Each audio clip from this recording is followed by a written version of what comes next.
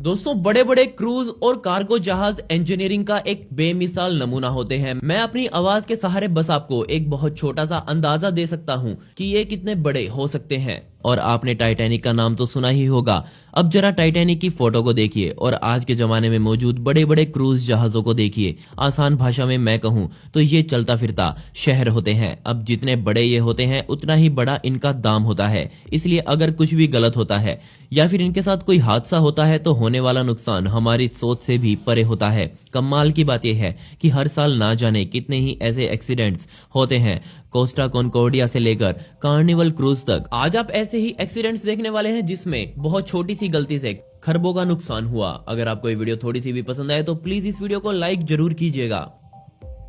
Costa Concordia, Italian cruise ship Costa Concordia, जो कि Costa क्रूजिज का ही एक जहाज था। यही इस दुनिया का सबसे पहला जहाज था जिसे कार्निवल पर सबसे पहले बनाया गया था। 2005 में इसे बनाने के दौरान ये इटली का सबसे बड़ा जहाज था। जी हाँ, इसकी लंबाई पूरे 952 फीट की थी और इसका भार पूरे 1,14,000 टन का था। इसे बनाने में पूरे 570 मिलियन डॉलर्स का खर्चा आया। इतना पैसा लगाने के बाद एक कमाल का प्रोजेक्ट दुनिया के सामने आया।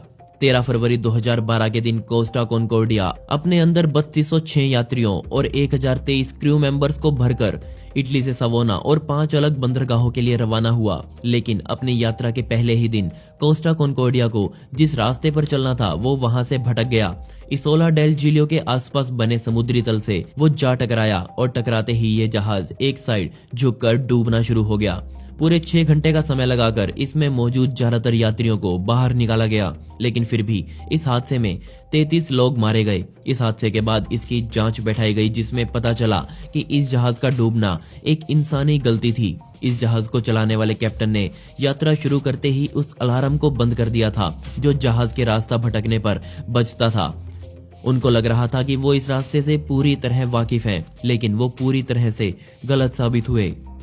जैसे ही इस बात का पता कैप्टन को लगा तो उसने पूरे जहाज की और उसमें मौजूद लोगों की जान की परवाह ना करते हुए जहाज को लावारिस छोड़ दिया और खुद एक रेस्क्यू बोट लेकर वहां से सबसे पहले भाग गया। इस समय जहाज पूरी तरह से किस्मत के भरोसे था। पूरा जहाज चट्टानों से टकराया और वहीं डूबना शुरू हो गया, जिसमें एक बड़ा नुकसान दुनिया को देखने को मिला।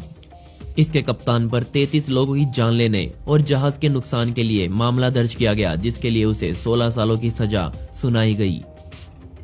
पोप क्रूज, 10 फरवरी 2013 के दिन इस दुनिया के बड़े बड़े न्यूज चैनल्स एक ही बड़ी खबर कवर कर रहे थे और वो खबर थी पोप क्रूज की।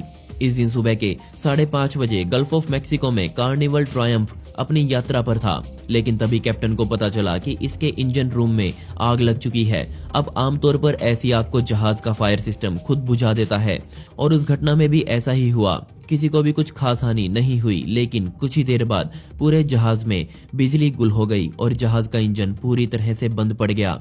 ये 900 फीट लंबा जहाज समुद्र में अब सिर्फ किस्मत के हवाले था, लेकिन अभी तो समस्याओं की सिर्फ शुरुआत हुई थी। इतनी ही देर में जो मलमूत्र वाला खराब पानी जहाज में मौजूद था, पता नहीं क्यों पर उसने बैक मारना शुरू कर दिया और सभी पैसेंजर्स के कमरों में धीरे धीरे ये पानी भरने लगा, जिससे सबसे पहले तो लोगों में बीमारी फैलने का खतरा बढ़ा। इसी वजह से इस जहाज को पोप क्रूज कहा जाने लगा। उसमें मौजूद लोग इधर उधर भागने लायक नहीं बचे थे। हर जगह गंदा पानी, मलमूत्र, सड़ता हुआ खाना और सड़ते हुए लोग मौजूद थे। इस जहाज की 4 दिनों की यात्रा अब 8 दिनों में बदलने वाली थी। धीरे धीरे बचाव करता नावें लोगों को उसमें से बाहर निकालने लगी और उन्हें एलाबामा के सुरक्षित स्थानों पर पहुंचाया गया। इस घटना के एवज में यात्रियों को न सिर्फ लाखों डॉलर्स का मुआवजा दिया गया, बल्कि पूरे जहाज को फिर से साफ करना और सैनिटाइज करने में ही कई मिलियन डॉलर्स का खर्चा आया। एसएस मोरोकासल, जब गलतियों की शुरुआत होती है तो लगातार सब कुछ गलत ही होता रहता है और यही कहानी है वॉयेज के एसएस मोरोकासल की। ये एक जहाज था जो निरंतर क्यूबा के हवाना और न्यूयॉर्क के बीच ट्रिप्स लगाता रहता था। इसकी कहानी सच में दिल दहला देने वाली है। 5 सितंबर 1934 के दिन ये जहाज हवाना से चलने को तैयार था और 6 सितंबर के दिन ये समुद्र के बीच में अपनी यात्रा कर रहा था, लेकिन तभी इस जहाज के सामने घने बादल और तेज हवा आ गई। अगली सुबह होते होते मौसम और डरावना हो गया। अब जहाज के लिए ये संकेत था उसके साथ कुछ गलत होने वाला है। एक साइक्लोन कभी भी बनकर जहाज पर हमला कर सकता था। उस शाम कैप्टन ने खाना खाया और थोड़ी ही देर बाद उन्हें पेट दर्द महसूस होने लगा और उसके कुछ समय बाद कैप्टन की हार्ट अटैक की वजह से मौत हो गई। लेकिन किस्मत से जहाज पर अभी भी ज्ञानी लोग मौजूद थे। आधी रात में जहाज के स्टोरेज लॉकर ने आग पकड़ ली और सिर्फ 20 मिनट के समय में ही ये आग पूरे जहाज पर फैल गई। इस आग में जहाज की सारी तारें और यहाँ तक कि हाइड्रोलिक लाइंस तक जलकर राख हो गई। अब सिग्नल भेजने के सभी यंत्र बंद हो चुके थे, जिस वजह से मदद भी नहीं मांगी जा सकती थी। 12 में से 6 लाइफ बोट्स में यात्रियों को ठूसकर सुरक्षित जगह भेजा गया, लेकिन अभी भी 80% लोग जहाज पर मौजूद थे और ये वो लोग थे जिनको ये तक नहीं पता था कि जहाज पर मौजूद जान बचाने वाले सामान को किस तरह से इस्तेमाल किया जाता है। और जैसे ही जहाज डूबना शुरू हुआ, लोग भी उसके साथ डूबते चले गए। बचावकर्ता टीम को इस हादसे की बहुत देर बाद खबर मिली और बहुत कम लोगों को बचाया जा सका। पूरी तरह से डूबने के बाद ये जहाज लहरों की मार खाते हुए एस्बरी पार्क न्यू जर्सी के किनारे आ पहुंचा, जहां ये कई महीनों तक इस हालत में खड़ा रहा, जिसके बाद इसे वहां से उठाकर कबाड़ में बेच दिया गया। जहाज पर मौजूद 549 में से 135 लोगों की जान इस हादसे में चली गई थी। RMS Titanic. इस दुनिया में कोई भी जहाज इतना फेमस नहीं है जितना RMS टाइटैनिक आज भी है। इसका सबसे बड़ा कारण था इसकी खूबियां। ये अपने समय में पूरी दुनिया में एकमात्र सबसे शाही जहाज था। इसे सबसे तेज जहाज भी माना जाता था। 11 अप्रैल 1912 के दिन साउथहैम्पटन से इस जहाज की यात्रा शुरू हुई और उस समय ये जहाज सबसे तेज अटलांटिक ओशन को पार करने का रिकॉर्ड बनाना चाहता था। लेकिन यात्रा के सिर्फ 4 दिन बाद इस जहाज के साथ बहुत कुछ बुरा हुआ, क्योंकि अब ये जहाज कनाडा के बर्फीले पानी में तैर रहा था। 14 अप्रैल के दिन टाइटैनिक को आगे बर्फ होने की 6 चेतावनियां मिली और उसी रात लगभग 11:40 पर कैप्टन को आगे एक बहुत बड़ा बर्फ का पहाड़ दिखाई दिया।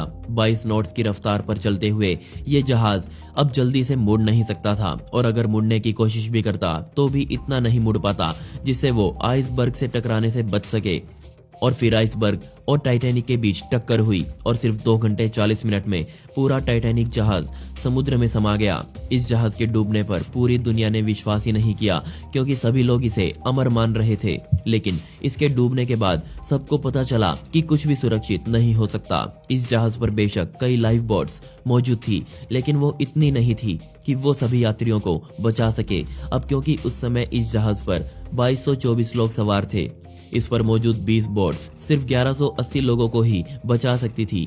बेशक इस जहाज पर 68 लाइफ बोट्स को रखा जा सकता था, लेकिन कोई भी उन बोट्स पर खर्चा नहीं करना चाह रहा था। ना सिर्फ ये कि टाइटैनिक डूबा, बल्कि ब्रिटेन का वो सपना भी डूब गया जिसे सोचकर ये जहाज बनाया गया था। इसके अलावा वो सपना भी टूटा जिसमें इसे सबसे तेज अटलांटिक ओशन को पार करना था।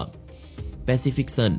एक नाव के सहारे समुद्र को पार करना हमेशा से ही जानलेवा माना जाता रहा है, क्योंकि समुद्र हमेशा उफान पर रहता है। लेकिन कई बार ट्रिप सिर्फ खतरनाक नहीं बल्कि जानलेवा भी बन जाता है। सन 2008 में पैसिफिक सन नाम का ये जहाज एक भयंकर तूफान में फंस गया। ये जहाज उस समय न्यूजीलैंड के तट से पूरे 400 मील दूर था।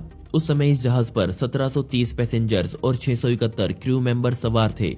8 दिनों की सफल यात्रा करने के बाद ये जहाज वापस ऑकलैंड आने को तैयार था। रात के समय लोगों को खाना दिया गया, लेकिन जल्दी ही हालात बदलना शुरू हो गए। बड़ी बड़ी लहरें उठने लगी जो सीधा पैसिफिक सन को टक्कर मार रही थी। कैप्टन ने इस जहाज को तूफान से दूर ले जाने की कोशिश करी। बहुत से लोगों ने बताया कि जब ये जहाज घूमा तब वो फर्श पर आ गिरे थे। अब क्योंकि ये जहाज पूरी तरह से तूफान में फंस चुका था, इसलिए जहाज पर मौजूद हर सामान इधर उधर डोल रहा था। इस वजह से कई यात्री घायल हुए। उस जहाज पर मौजूद एक आदमी ने एक ईमेल अपनी सरकार को भेजा जिसमें उस समय के जहाज के हालातों के बारे में बताया गया था। किस्मत से ये जहाज तूफान से बाल बाल बचते हुए किनारे तक पहुंचा, लेकिन पूरे 24 घंटों के लिए ये जहाज पूरी तरह से समुद्र के हवाले था। इसे बचाने की उम्मीद कैप्टन तक छोड़ चुके थे। इसमें ज्यादा नुकसान नहीं हुआ, लेकिन अगर तूफान की शक्ति थोड़ी और होती तो एक बड़ा हादसा हमें देखने को मिल सकता था। और दोस्तों, पिछली वीडियो का शाउट आउट जाता है वासुदेव को, जिन्होंने बहुत ही प्यारा कमेंट किया था। इस कमेंट के लिए आपका बहुत बहुत शुक्रिया। आप कमेंट्स में पिक मी लिख सकते हैं, जिससे आने वाली वीडियोस में आप में से ही किसी एक को शाउट आउट दिया जाएगा। आपको इनमें से सबसे हैरान कर देने वाला एक्सीडेंट कौन सा लगा, मुझे नीचे कमेंट सेक्शन में जरूर बताइएगा। और इस वीडियो का पार्ट 2 चाहिए हो तो कमेंट्स में पार्ट 2 जरूर लिखें। ऐसी ही इंटरेस्टिंग वीडियोस देखने के लिए मिस्टीरियस दुनिया को भी सब्सक्राइब करें। मिलते हैं अगली वीडियो में। ये वीडियो देखने के लिए धन्यवाद।